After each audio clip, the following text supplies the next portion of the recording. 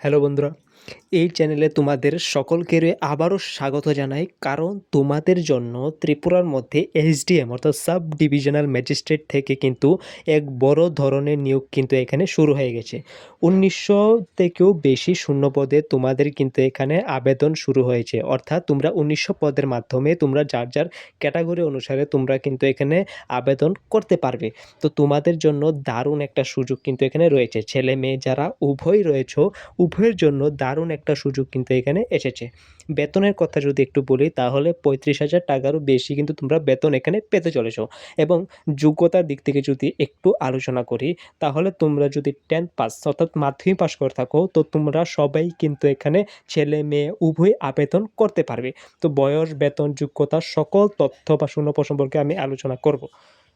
তো তো যারা এখনও ভিডিওটাকে একটা লাইক করোনি, ফটাফট একটা লাইক করে দাও, এবং যারা এখনও চ্যানেলটাকে সাবস্ক্রাইব করোনি, সাবস্ক্রাইব করে দাও। তো চলো ভিডিওটাকে শুরু করা যাক।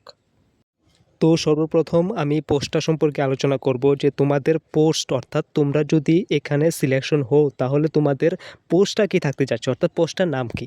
তো আমি বলে রাখি তোমরা যদি এসডিএম পদে যদি এখানে ১৯০০ পদের বেশিও তোমরা শূন্য পদে যদি এখানে সিলেকশন হও তাহলে তোমাদের পোস্টটা হচ্ছে এখানে মাল্টিটাস্কিং স্টাফ অর্থাৎ এমটিএস, সংক্ষেপে বলে এটা এমটিএস।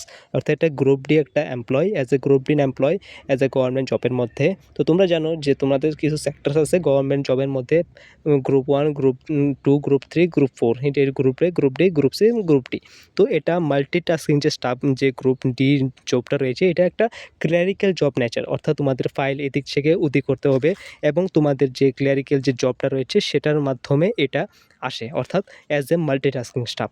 অবশেষ কথা হয়েছে একটা মাল্টিটাস্কিং স্টাফ একটা জব কিন্তু তোমরা এখানে পেতে পারবে ত্রিপুরার মধ্যে।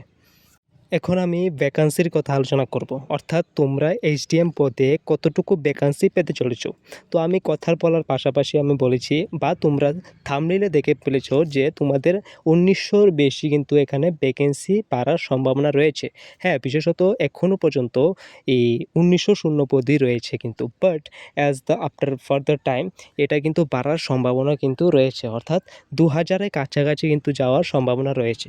তো তোমাদের যারা ছেলে মেয়ে রয়েছে বিশেষত ত্রিপুরার মধ্যে, হ্যাঁ ত্রিপুরার ছাড়াও কিন্তু অন্য স্টেটের যে যারা ছেলে মেয়ে রয়েছে তারাও অ্যাপ্লাই করতে পারবে, বাট ত্রিপুরার জন্য, ত্রিপুরার যারা ছেলে মেয়ে আছো বিশেষত তাদের জন্য দারুণ একটা সুযোগ কিন্তু এখানে এইচডিএম যে পদটা রয়েছে সেটা কিন্তু এনে দিয়েছে।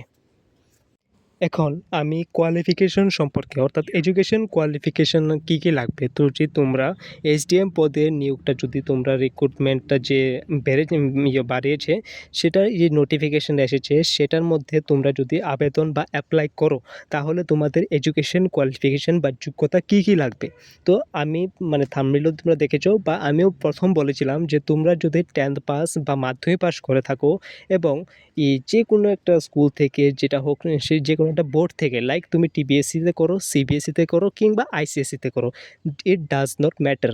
তোমরা যদি কেবল 10 পাস করে থাকো যে কোনো স্কুল থেকে, এটা হোক প্রাইভেট হোক পাবলিক, যে কোনো একটা স্কুল থেকে তোমরা যদি 10 পাস করে থাকো যে কোনো বোর্ড থেকে, তো তোমরা কিন্তু এখানে সহজেই আবেদন করতে পারবে।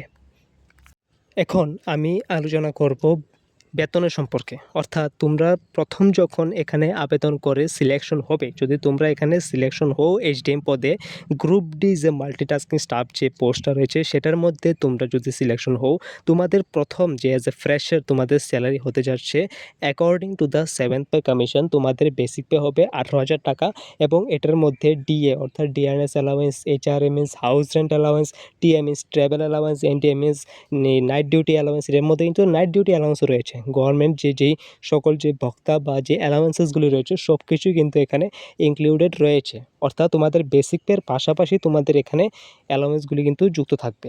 তো তোমাদের ইনহ্যান্ড স্যালারি কিন্তু এখানে ৩৫,০০০ টাকারও কিন্তু বেশি হতে পারে। তো তোমাদের ছেলে মেয়েদের জন্য দারুণ একটা সুযোগ কিন্তু এখানে রয়েছে। এখন আমি আবেদন তথ্য সম্পর্কে একটু সংক্ষেপে আলোচনা করব, যে একদম বিশ্লেষণভাবে একদম সংক্ষেপে আলোচনা করব যে কারা এখানে আবেদন করতে পারবে। তো যারা 10 পাস রয়েছে, 10 পাস ছেলে মেয়ে যারা রয়েছে উভয়ই কিন্তু এখানে আবেদন করতে পারবে।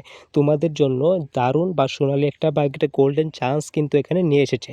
তো তোমরা যারা আমি বলবো স্পেশালি অ্যাজ এ তোমাদের টিচার, অ্যাজ এ দাদা বা যে বড় দাদা ছোটো দাদা যেটাই বলো, তো তোমাদের জন্য দারুণ একটা সুযোগ কিন্তু এখানে এসেছে 2026 এর মধ্যে SDM পদে। ওকে? তো তোমরা যারা 10 পাস রয়েছো সবাই কিন্তু এখানে আবেদন করবে অ্যাজ মাই সাজেশন।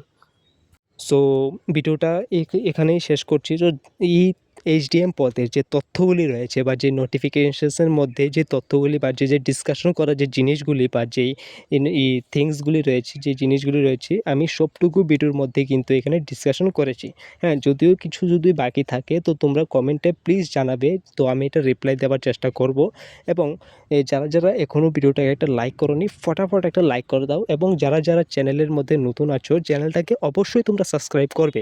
কারণ আমি এই ভিডিওর মধ্যে গভর্নমেন্ট জব রিলেটেড যে নোটিফিকেশনসগুলি যখন আসে তখন আমি ভিডিওর সঙ্গে কিন্তু বানাই, এবং তোমরা এখানে জব আপডেটটা কিন্তু এখানে পেয়ে যাও। তো অবশ্যই ভিডিওটাকে একটা লাইক করবে, চ্যানেলটা যারা এখনও সাবস্ক্রাইব করেনি অবশ্যই সাবস্ক্রাইব করবে।